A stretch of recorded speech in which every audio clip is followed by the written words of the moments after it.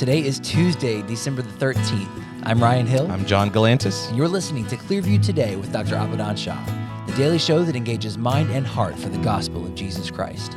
You can visit us online at clearviewtodayshow.com, or if you have any questions for Dr. Shah or suggestions for future topics on episodes, you can send us a text at 252-582-5028.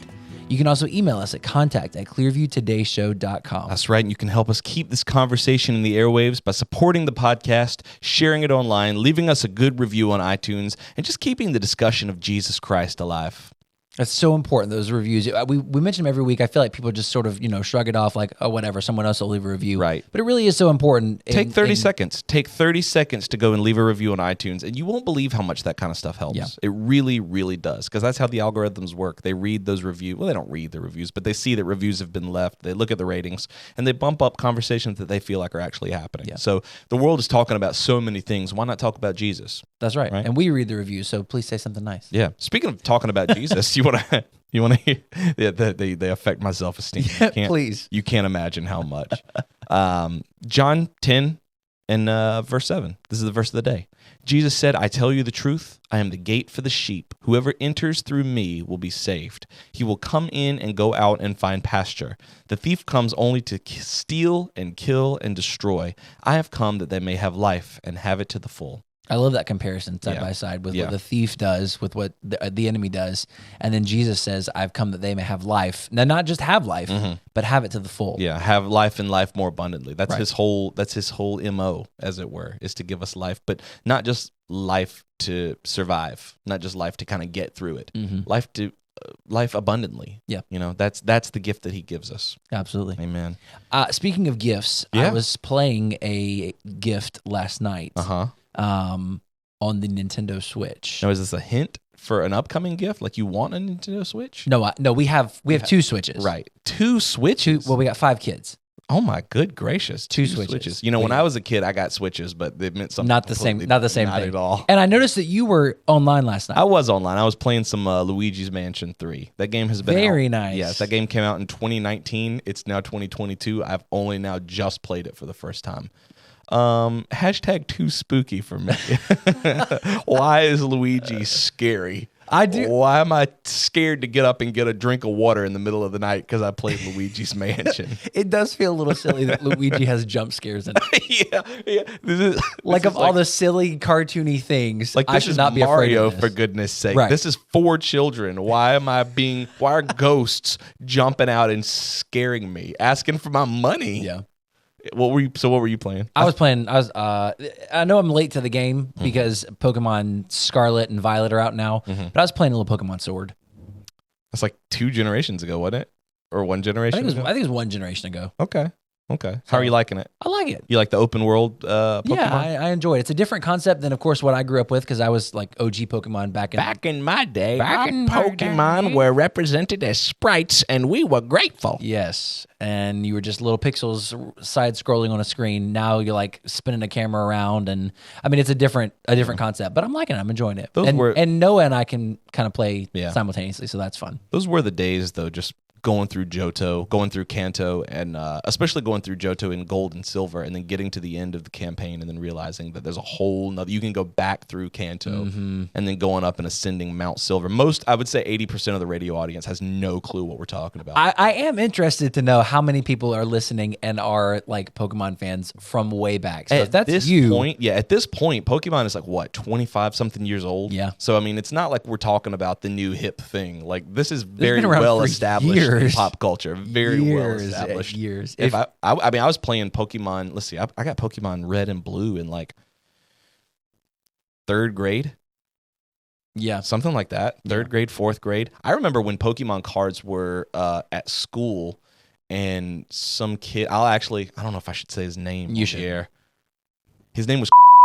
What? Bleep it if you want to. I don't know. I don't know what the chances of. I guess probably bleep it. But I remember he brought a holographic Charizard to school. Oh man! Got ripped off at lunch. Yep. Went home. Told his mom. Yep. Next day, Pokemon cards were banned at school. Mm-hmm.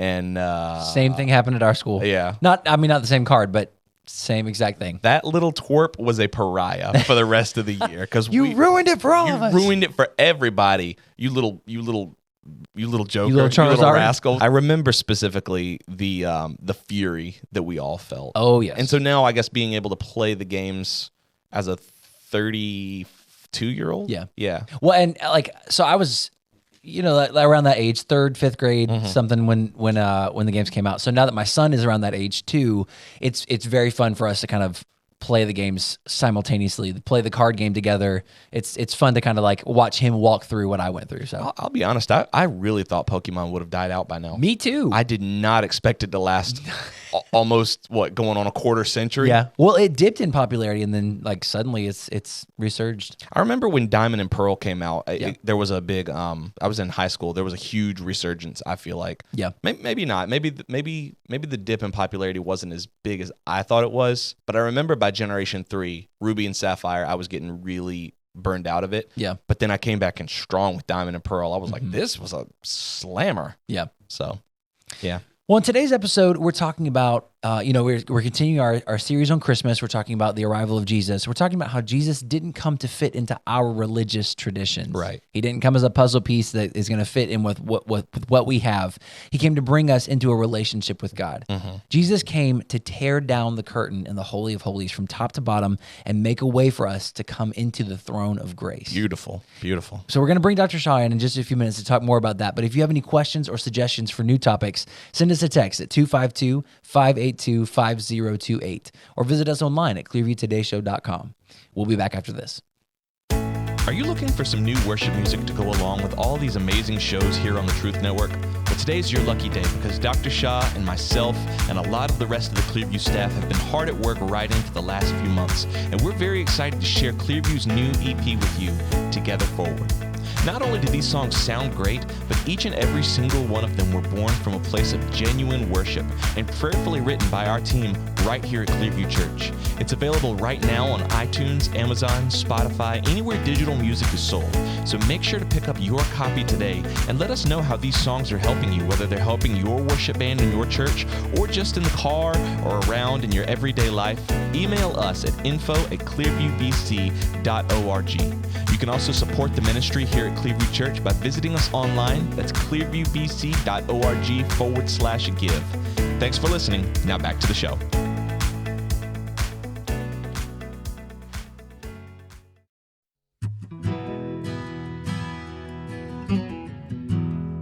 Welcome back to Clearview Today with Dr. Abadan Shah, the daily show that engages mind and heart for the gospel of Jesus Christ.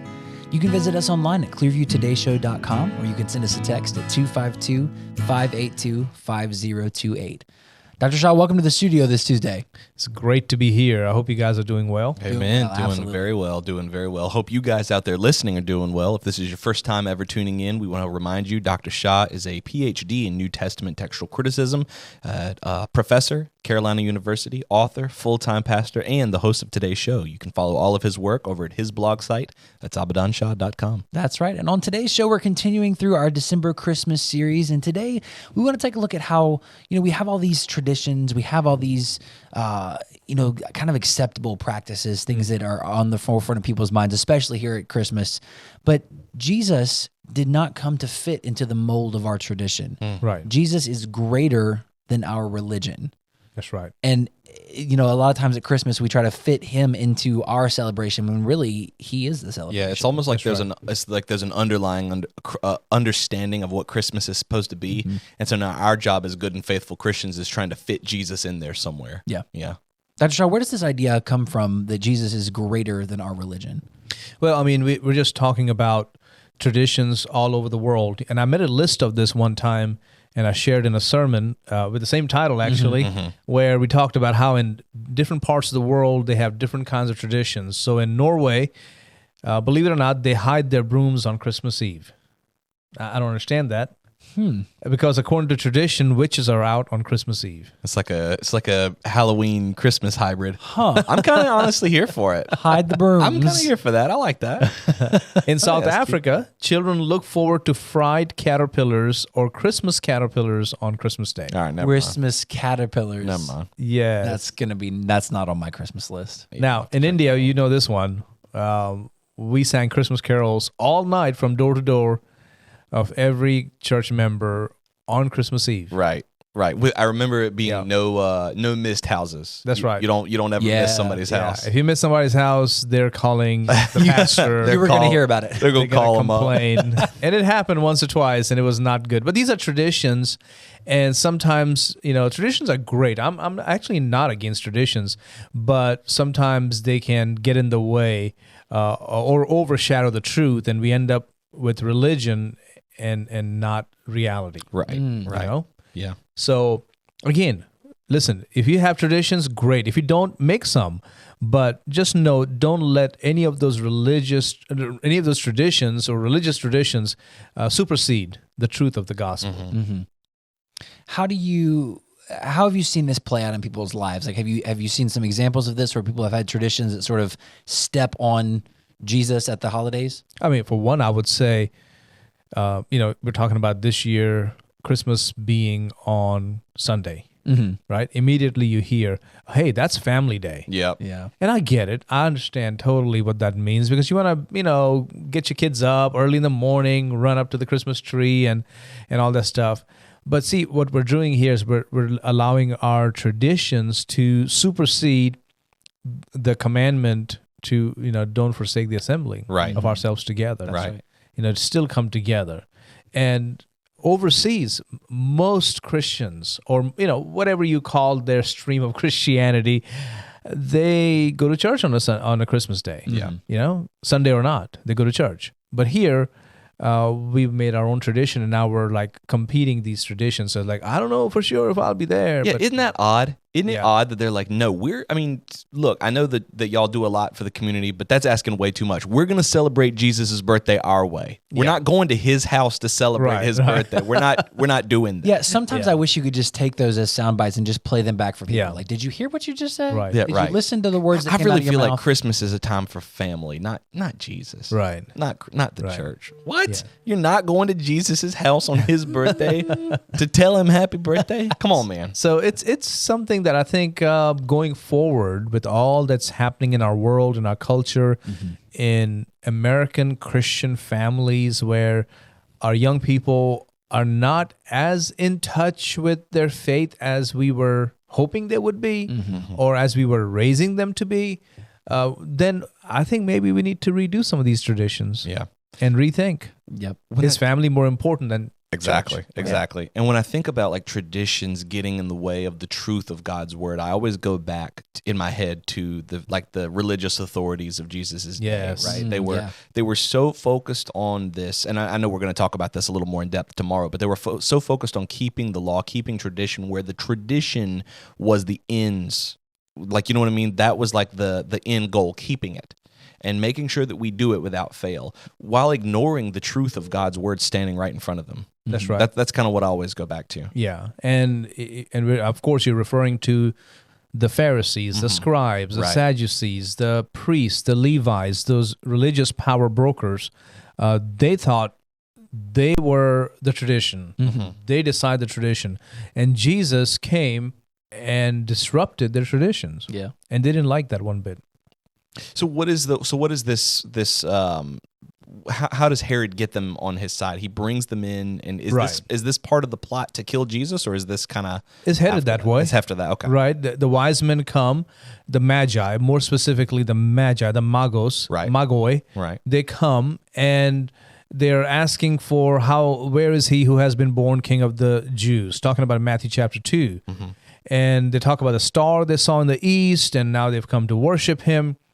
And when Herod the Great heard this, the king heard this, and he was troubled. Of course, he's troubled because he's thinking, is there an uprising? Is there something going on? Are these spies? What is happening? Right? And it's kind of odd that he was not aware of this. I think they were aware of it. They just didn't expect it to happen. Right. All Jerusalem was up in arms over these Magi that are swarming all over Jerusalem. I don't think there were just 3. I think there were probably 300-400 more. Yeah. I think it was a bunch of them because there's a prophecy that sort of hits on that, talking about all the dromedaries will cover the land of Israel, which means there was tons of camel riding Magi that showed up. Yeah. And Where did that? by the way, camels and dromedaries are different, so please don't say any letters. But anyway, don't add My them. phone is blowing up right now with text messages about the different. No, I'm just kidding. by the way, just a quick word. They're really dromedaries, not camels. Yeah. So, anyways, yeah. But go ahead. I was just going to ask for the sake of our listeners and viewers, where did this, I guess, tradition of 3 wise men come from? If we don't have a determined number, where did this tradition come from? the gold, frankincense, myrrh is what I'm thinking. The 3 gifts. Yeah, the 3 gifts is what I would say is how they became 3. Yeah, that's true because there's no. It never It says doesn't there was only never 3 give a of them. number. It just says they brought 3 gifts. Yeah. One's holding gold, another's frankincense, another one is myrrh. Yeah. So it's just 3, but I think it was probably a lot more. Yeah. Because, I mean, how can you have the land covered with them if it's only 3 guys? That's Yeah. true. On camel. Just a giant On camels. fleet of dromedaries behind them. Just here we go, everybody. Yeah. Yep, they're here. Wow. But I think one thing that's interesting is that they don't go with the wise men. They don't go with the magi. The talking about the Pharisees, the scribes, the Sadducees, all of these religious elite. The king of the Jews has just been born, and yet they don't go. You know, we have a very poor or misguided understanding of ancient times.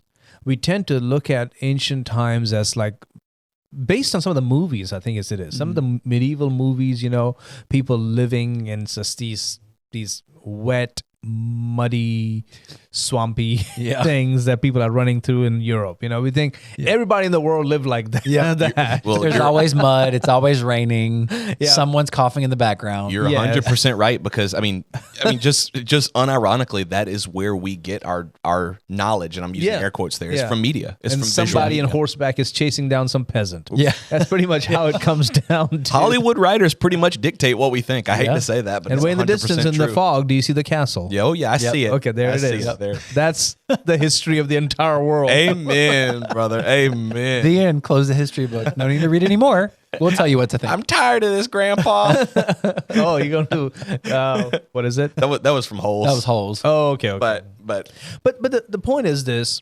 I think it was far more intricate and complex than that. Imagine today if a delegation showed up in Washington, D.C. from, say, some country like Senegal, and they are talking about where is he who is born the next president of the United States. You know, how would people respond to that? Yeah. Of course, America is far more advanced, a different world, modernization.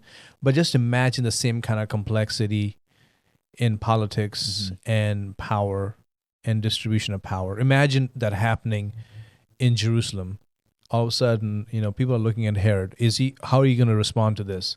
Is he going to be angry? Is he going to be frustrated? Is he going to be insecure and send out an entire army, you know, of soldiers look for this baby? Or is he going to act regal and kind of like dismissive, like whatever, I'm not worried about that. It was some baby somewhere. But internally he is very paranoid and scared. I think this is what's happening there. Yeah. So he gives that impression like, you guys go and check it out and let me know. Go on, y'all find it and let me know. We'll see. We'll come worship him. And so on one hand, he's being dismissive, like you go figure it out. right. But on the other hand, I think he is nervous and scared. Like, wait, is this really true? Yeah. Because it says right here, when he had gathered all the chief priests and scribes of the people together, he inquired of them where the Christ was to be born. I mean, he didn't know. Yeah. And they said to him, listen to this, this is very interesting, in Bethlehem of Judea, for thus it is written by the prophet, but you, Bethlehem, in the land of Judah, are not the least among the rulers of Judah, for out of you shall come a ruler who will shepherd my people Israel. So, what is Herod's response? And Herod, when he had secretly called the wise men, so he doesn't in front of them decide or say anything. He sort of is very dismissive, regal. Okay, well, what's the next order of business? Is the aqueduct still working? You know, okay, what are we going to do with Caesar? Are we still meeting with him next month? You know, but at the same time, he's inside going, I don't care about any of this. I want to know about this. Who is this king? Yeah. And so he calls the wise men over secretly and determined from them what time the star appears. So imagine him in this room. Maybe it's a dining hall. Maybe, I don't know what it is. Yeah. But they lay out their maps or whatever, and they're showing him it was here. The star was here. I mean, he's trying to understand this, how this is working, and he's looking at his wise men, his leaders, and saying, do you guys understand what these magi are talking about? And then it goes on, and he lets them go and tells them, go find him, and when you find him, let me know. I'll come worship him. So on one hand, he's a little dismissive. On the other hand, he still wants to know. Yeah. But how in the world is he going to keep track of, let's just say, 1,000 or 400 or 500 camels, Right. or dromedaries, Right. making its way towards Bethlehem? He doesn't. He can't. Mm-hmm. So it's kind of like, put one or two guys on their trail. Well, we don't know where they went. I mean, there's so many of them. Some are going here, some are going there. We don't know. Yeah. You see, when you really put all the fill in the blanks in the story, it's far more complex than just a sleepy little town of Bethlehem Yeah. and 3 camels moving along. Why can't Herod see that? Yeah. Maybe it's more complicated than that. I think you're right. And I think another thing that at least comes to my mind, because I don't ever think of the scribes and the Pharisees, I don't even think of them coming into the story until Jesus is a fully grown man. Yeah, Oh, no, they they're didn't already exist there. until he was an adult. But at the same time, they don't go. And I think that's interesting because you just read, Dr. Shah, they gave the right answer. Right. They gave Herod the right answer from that prophecy. So either they didn't believe it, or more likely, like, they didn't want it to be true. I think a little bit of both. I Yeah. think they didn't want to believe that it's actually happening. But then again, from these Magos, Magi were not looked up to back in the day. They were looked down upon. Right. But was it because they were from Persia? They were from Persia. They were a strange bunch. They had some strange customs. So it's like if you get a bunch of, I don't want to say gypsies, but they just were weird. Yeah. Yeah. And typically rulers didn't like them because they were known as kingmakers. They would come and anoint you, and you're the next king, whether you were or not. Making money off of you, whatever it is. I don't know. Right. That I'm makes just a lot of making sense then. So if you're already in authority, if you're already a king, and these dudes roll up on the scene, you're like, hey, who you trying to put in What's my your place? point? What's your angle? What are you up to? It's like a Rasputin sort of thing. Yeah. Where it's just like, you've got the nobility. I would say that's a great example. Yeah. Like you've Some got the nobility. strange, mystical, like. Yeah, it's just weird. It's like you got the nobility, you got the family, you've got the counselors and advisors, and you got these like hobo-looking dudes coming in. It's like, no, Weird, trust me. creepy. You don't know what they're up to. But you got people in high places being like, trust me, these are the guys. Like, why? I don't get it. I don't get it. Yeah, Rasputin is that's a great comparison. example. Thank you. Imagine a bunch of Rasputins showed up in D.C. I mean, what would you do? I'd be like, so can someone please get the cops out here? Get 'em we out got a of bunch here. of homeless guys just like surrounding the baby Jesus. Yeah, I mean that's pretty much what they look like. That is crazy. So you got the priests and the Levites. Are they corrupt at this point, or is it later on? Well, keep in mind, the Old Testament priests belonged to the tribe of Levi, Right. And they were descendants of Aaron. And along with the Levites, they were the ritual specialists, as one scholar says it, ritual specialists and mediators between God and people. And then you had the Levites. Levites were the ones who were in charge of music and supervision. Priests would do more the running the temple and carrying out the sacrifices. But unfortunately, about the time of Jesus, 100 years or so before the coming of Christ, they were buying the position. The high priest position was bought by a man by the name of Jason. He bribed Antiochus Epiphanes, who was a Seleucid king coming from Persia. He bought the position from him. Wow. Imagine that, buying the position of being the priest of the Jewish people. Yeah. Wow. Yeah. So that's that. Not all the Levites and the priests were corrupt. I mean, Right. Zechariah and Elizabeth, parents of John the Baptist. Yeah, they were fine people. Right. Sadducees, on the other hand, they were coming from the time of John Hyrcanus, which is about 135 to 104 BC. They claim that they went all the way back to Zadok, the righteous high priest, going back to the first millennium. They were also mostly aristocracy, but they control the temple. Whoever controls religion controls money. So that's who they were. So the Jewish people went to the temple, but at the same time, they felt like the temple was, had gone off the deep end. I mean, you had the Sadducees, the ones who shake hands with the Romans, controlling the temple. Why would I even go to the temple? Yeah. That's how they felt. Yeah. And who are the people who led the charge, and why would I go to the temple? Would be the Pharisees. Again, sworn enemies of the Sadducees. Pharisees were kind of a lay-led movement that believed that in what's known as table fellowship. Right. That whatever you do in the temple should be done in your homes. Mm-hmm. Like if we were living back then, I would want to be a Pharisee Mm-hmm. because they believe that righteousness begins in each and every home. Right. And that, you should offer a tithe of everything that you're eating as if you're in the temple. Yeah. That who you eat with matters because you don't want to corrupt the sacrifice. Right. So when you're eating, what goes inside of you matters. Mm-hmm. So be careful, clean it up and all that stuff. Now, of Yeah. course, Jesus let them have it Right. because they were also a bunch of hypocrites. Mm-hmm. They were doing one thing and doing the other thing. Yeah, I was gonna say on the Saying one surface, thing, doing the other thing. on the surface, that all sounds good. Yeah, I it mean, sounds like that sounds like it sounds like they got the right message. upstanding thing. Wrong implementation. But the hypocrisy is there, and it's. Yeah. I mean, Jesus himself later in Scripture calls them whitewashed tombs. They look good on the outside, but inside they're just full of death and That's decay. right. Wow. Yeah, and then of course the scribes, they were just like these experts on the law in every town and village. So these were the people who were so-called in charge of religion. They didn't get along, but they were there. But they were united in one thing. They didn't like Jesus. Yeah. I don't want to take away from the discussion, but just No. talking about the scribes, there was one thing that you said to me once that has always stuck with me because I always took the scribes to be like just the people who wrote down stuff, the people who were the secretaries. Kind of, they weren't powerful at all. But I remember one thing you said was, think about in that world, like you're reading and writing. Yeah, you're very powerful. Yeah. That's a very, very powerful position. Because when I hear the scribes, I always thought like someone's just dictating and they're just kind of like the court ones- stenographer. They're Right. just sort of taking. But notes. to be an authority over like written word in that period, like, yeah, Right. that's a very powerful position. That's true. Right. Anyway, that didn't have much to do with the conversation, but But I mean, it's a good point. yeah, it was something that I never considered. Yeah. Yeah. We have these religious groups that sort of rejected Jesus being the Messiah. He didn't fit into their mold. How can we today, as we're headed toward Christmas in the busy month of December, how can we guard ourselves from falling into the same trap? We can pretend spirituality, but so far. That's true. And what we have to do is be real with our struggles, be real with our pain, be real with our needs, and have a real relationship with God. We can pretend to be strong and powerful and in control, but so long. And these guys had mastered the art of presenting themselves a certain way, even down to fasting. I mean, they had they had their whole makeup kit, and Yeah. Jesus said, "No, don't do that. Wash your face. Act Yeah. like normal people. Don't do that."